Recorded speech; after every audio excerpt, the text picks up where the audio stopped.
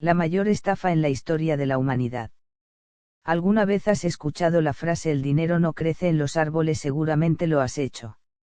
Y si te dijera que al menos figurativamente sí lo hace, la realidad es muchísimo peor. El dinero no solo se imprime con papel moneda que probablemente crezca en los árboles, sino que además los bancos al prestar dinero en realidad lo están creando en sus balances contables como si realmente ese dinero existiera. Ese dinero se queda almacenado en forma de bits en los ordenadores de los bancos, ni siquiera existe físico y adivinen qué, es más del 95% del dinero mundial. En realidad ese dinero no existe en el mundo físico. Siendo de Latinoamérica nos cuesta mucho pensar pagar con tarjeta de crédito, pero créanme que en otros países hasta te hacen caras si pagas en efectivo y más si llegas y pagas con uno de 500 euros. El sistema financiero mundial recibe el nombre de sistema de reserva fraccional. Vamos a ir despacio porque es extremadamente complicado de explicar, pero una vez que lo entiendas vas a entender por qué nunca nos alcanza el dinero. Bien dijo Henry Ford, es bueno que la gente no conozca el sistema bancario y monetario, si no habría una revolución mañana por la mañana. Este sistema está hecho para ser complicado, para que la gente ni siquiera sospeche de la estafa, pero si hay problemas de desigualdad, este sistema en concreto es el mayor causante y no el neoliberalismo. Todos los países tienen sistemas muy similares, pero vamos a enfocarnos en Estados Unidos porque allá es donde perpetuaron esta tranza. Lo explicaremos en 7 pasos. Nos basaremos por supuesto en el señor Mike Malone. Paso 1.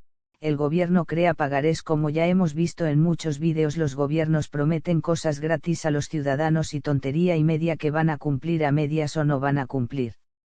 Bueno, sabemos que nada es gratis, así que ese dinero se irá de algún lado. Lo que hace Estados Unidos es, por medio del Departamento del Tesoro, pedir dinero prestado. Lo hace emitiendo pagarés. El dinero que pide prestado los Estados Unidos en el gasto público, seguridad, obras públicas, hospitales, escuelas y en la guerra es lo que gasta en ponernos esos muros. Señores, pagarés que emitió el Departamento del Tesoro, se llaman bonos del Tesoro. ¿Por qué querrías tú tener un bono del Tesoro? Bueno, porque de aquí a 10 el gobierno de Estados Unidos te debe dinero a ti, lo que le pagaste inicialmente por el bono más un interés. Entonces son viles pagarés. El gobierno te debe y te va a pagar sí o sí. Esos pagarés representan la deuda de Estados Unidos. ¿Y con qué dinero se paga esta deuda? Con los impuestos de los gringos. Entonces esa deuda al final la pagan los mismos ciudadanos que compra estos bonos del Tesoro. Los bancos, estos desgraciados que no te perdonan un centavo y te embargan, van a estar presentes en todo este proceso. El Departamento del Tesoro organiza una subasta de bonos del Tesoro. Los bancos y grandes instituciones financieras del mundo son las participantes de la subasta. Estas subastas son muy complicadas de entender y no son nuestro tema ahora mismo. Lo que nosotros debemos saber es que esos bonos primero los compran los bancos. Paso 2. Los bancos intercambian los pagarés para crear dinero. Aquí es donde ocurre la verdadera magia del dinero. Los bancos que compraron los bonos del Tesoro de los Estados Unidos van a la Reserva Federal, que es el Banco Central de Estados Unidos, a canjearle esos bonos del Tesoro por unos cheques que emite la Reserva Federal. Estos cheques son canjeables por dólares físicos en la oficina de grabado e impresión. Digamos que llevarle los bonos del Tesoro a la Reserva Federal es un trámite para justificar que la Reserva Federal mande imprimir dólares a la oficina de grabado e impresión, y los bancos pueden llevárselos para poder prestarle al Departamento del Tesoro. Recapitulando, paso 1 y 2. El gobierno necesita dinero hoy, entonces pide prestado por medio de bonos del Tesoro. Los bancos le prestan el dinero y le reciben los bonos. Los bancos intercambian los bonos por cheques a la Reserva Federal. Con estos cheques los bancos solicitan más dinero a la oficina de grabado e impresión. Así los bancos obtienen dólares que serán depositados en las cuentas bancarias de los trabajadores y contratistas del gobierno. De este modo el gobierno paga el gasto público. Los bancos, al ser intermediarios entre el Departamento del Tesoro y la Reserva Federal, se llevan una pequeña comisión, pero recuerden que aunque sea un mínimo porcentaje son millones. En pocas palabras, el Departamento del Tesoro vende bonos a la Reserva Federal y la Reserva Federal imprime dólares sin ningún respaldo para pagarle los bonos, todo esto usando a los bancos como intermediarios, haciéndolos ricos. El resultado final es una acumulación de deuda que ocurre todos los días. La Reserva Federal de Boston dice que cuando tú y yo emitimos un cheque debe haber suficientes fondos en nuestra cuenta para cubrir ese cheque, pero cuando la Reserva Federal emite un cheque no existe cuenta bancaria que avale ese cheque. Cuando la Reserva Federal emite un cheque está creando dinero. Paso 3. El gobierno gasta el dinero impreso, el dinero prestado por el banco y mandado imprimir por la Reserva Federal. Llega al gobierno y lo reparte a todos sus mayores y cortesanos. Entonces el dinero físico cae a las cuentas de banco de los trabajadores y contratistas del gobierno.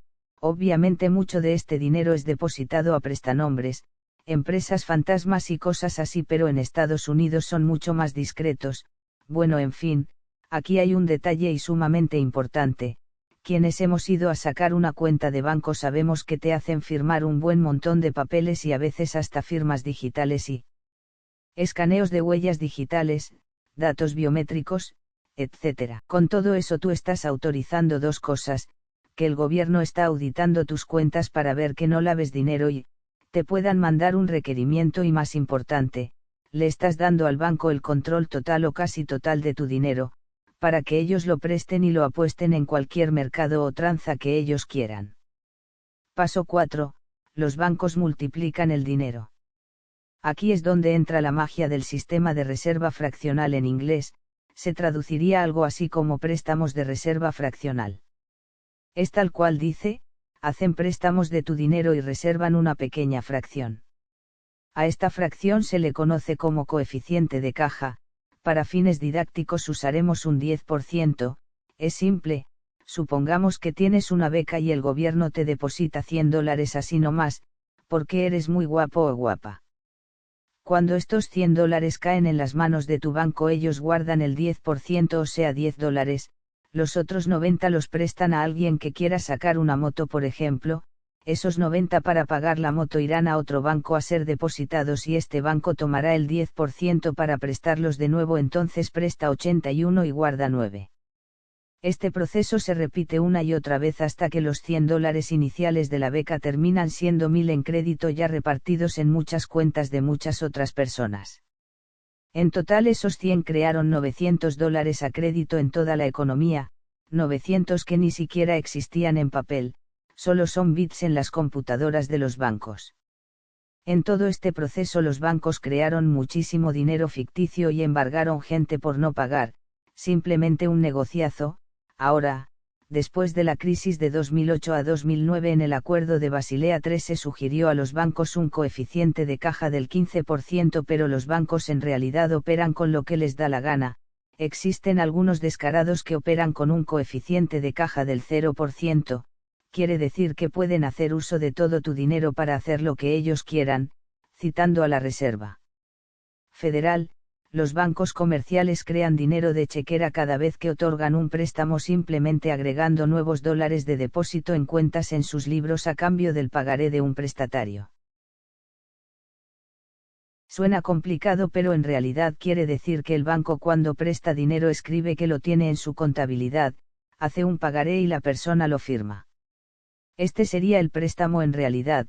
Solo es una justificación legal para ellos protegerse de los clientes que no pagan y a ellos no les cuesta nada. Entonces, los bancos reciben el dinero físico y lo prestan dejando un pequeño depósito, entonces pagan los intereses y lo vuelven a representar. Esto se repite una y otra vez indefinidamente. Esto representa la mayoría del dinero en circulación. El crédito bancario de hecho representa el 92 y 96% de todo el dinero circulante. La mayoría del dinero no lo crea el gobierno, lo crean los bancos. Esta expansión crediticia provocada por los bancos con su sistema de reserva fraccional ocasiona más inflación. El precio de las cosas aumenta al haber más dinero, como vimos en el vídeo de dinero real versus dinero fiat. Esto lo que genera es que el dinero que tú trabajas valga menos. Entonces queda entendido hasta ahora que el sistema monetario mundial no es más que un puñado de bandidos imprimiendo billetes sin respaldo y encima de eso crean más dinero en computadoras. Si esto ya suena ridículo, espera los siguientes 3 pasos. Paso 5. Nuestro dinero está casado. Lo más ridículo de este sistema es que nosotros trabajamos por conseguir algo de ese flujo de bits en computadoras o algunos papeles impresos. Es importante entender que para ganar dinero tenemos que invertir tiempo, entonces tenemos que trabajar por números en bits e invertir muchísimo tiempo de nuestras vidas para tener algunos de ellos y lo seguimos haciendo sin reclamos porque creemos que esos números en realidad tienen un valor. Nosotros somos los que les damos el valor al dinero.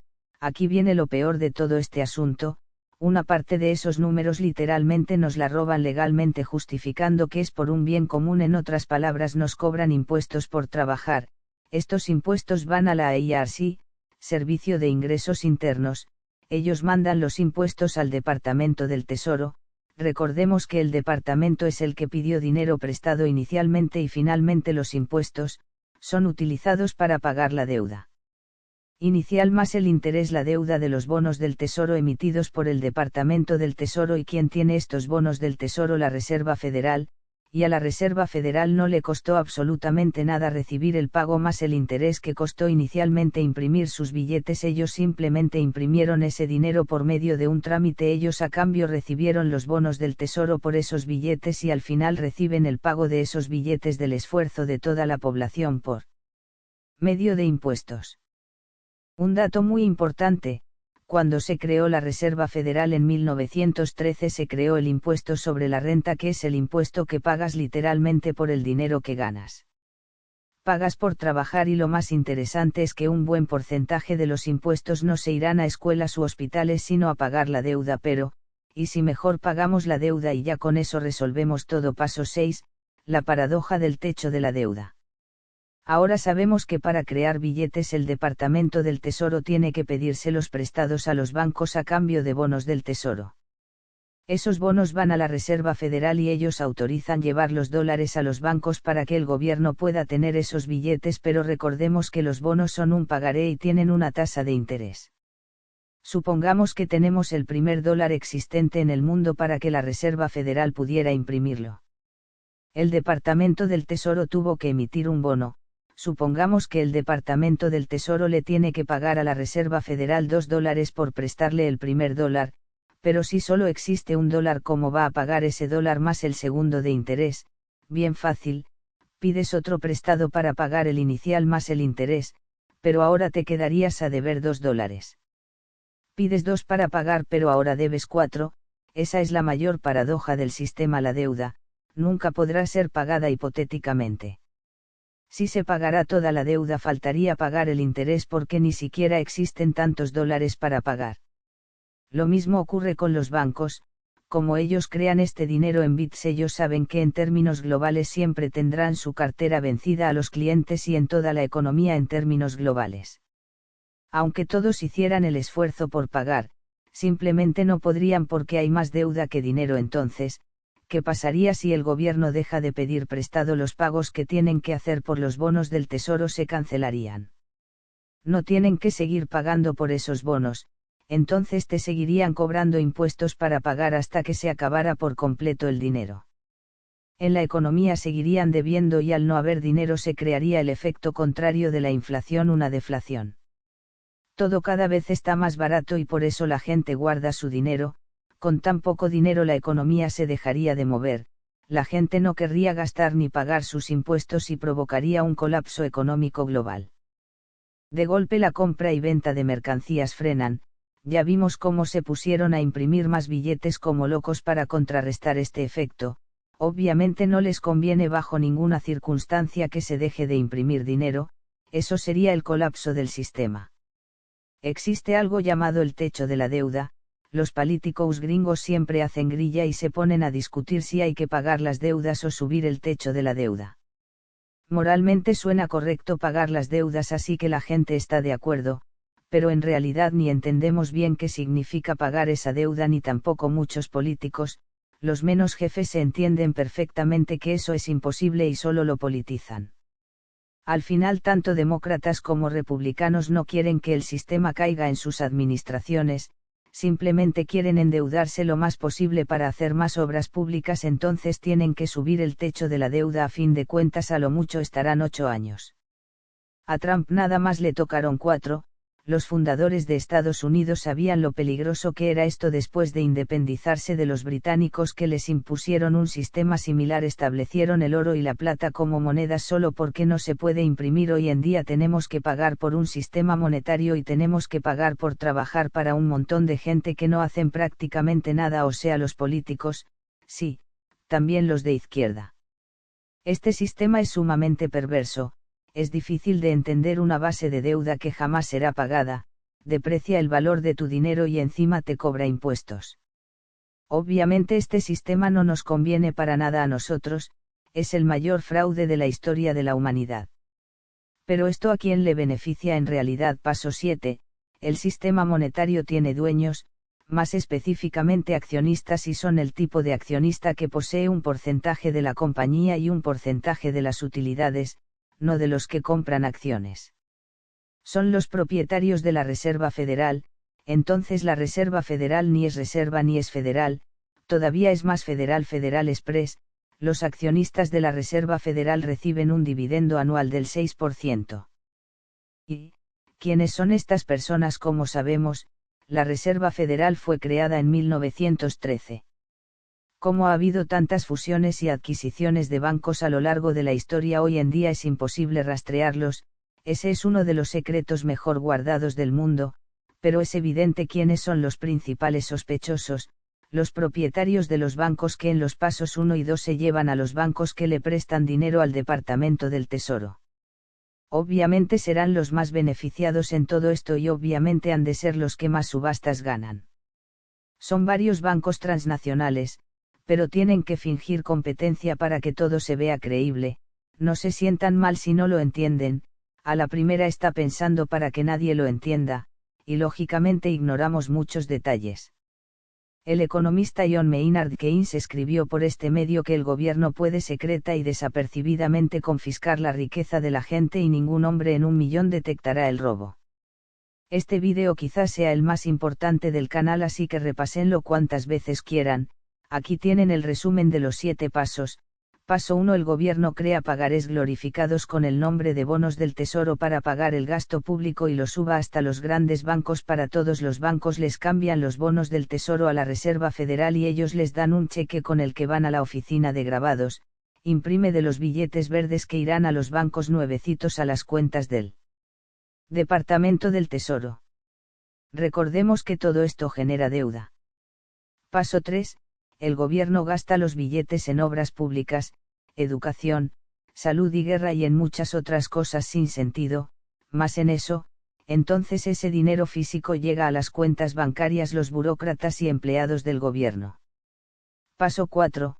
Los bancos multiplican los números prestando dinero que no tienen a más personas por medio del sistema de reserva fraccional, incrementando la oferta de dinero exponencialmente por el que nosotros trabajaremos por una pequeña porción. Paso 5. Cobra impuestos el Servicio de Ingresos Internos y ese dinero lo manda al Departamento del Tesoro para pagar la deuda y el interés de los bonos del Tesoro a la Reserva Federal, a la cual solo le costó un poco de papel y tinta para hacer su cheque. Paso 6. La ilusión del techo de la deuda. Como la deuda más el interés no se puede pagar, los políticos suben el techo de la deuda para evitar un colapso en la economía en su mandato. Paso 7. Los dueños de los grandes bancos y la Reserva Federal toman su comisión en el paso 1 vendiendo los bonos del Tesoro a la Reserva Federal, obtienen ganancias por las reservas que ellos tienen en la Reserva Federal y obtienen un 6% de los ingresos de la Reserva Federal por ser accionista. Este sistema es posible solamente porque el dinero se puede imprimir sin ningún respaldo y sus efectos son devastadores para toda persona en la Tierra. Este sistema permite los booms económicos y crecimiento ficticio en diversas economías, pero es el mayor causante entre la diferencia de ricos y pobres, y amasar una fortuna para un banco es tan fácil y para nosotros es tan difícil debido al cobro de impuestos. Entonces es evidente de lo que va este sistema. Le echa la culpa a diversas corrientes de pensamiento, pero el trasfondo de la esclavitud moderna no es una ideología o una postura política, es el sistema monetario actual. Esto se hace en todos los países llevando a resultados catastróficos a largo plazo, como a la confiscación de riqueza, la devaluación del dinero, el hiperconsumo y la contaminación. Este sistema permite tomar prestado dinero del mañana para gastarlo hoy. Deuda que será pagada algún día en algún de algún modo por alguien y no se necesita pagar con dinero. De hecho ya vimos que no se puede pagar con la prosperidad de las generaciones futuras, sus recursos, su tiempo, sus derechos, en fin, opciones habrán muchas. Ha olvidado cómo es vivir en libertad, en no estar en prisión. Vienes a acostarte, cariño, sí querida. La próxima vez que pidas un préstamo al banco al menos plantéate, ¿y cómo es que estoy obteniendo ese dinero? ¿De dónde lo sacan? O cuando pagues tus impuestos piensa a manos de quién irá ese dinero.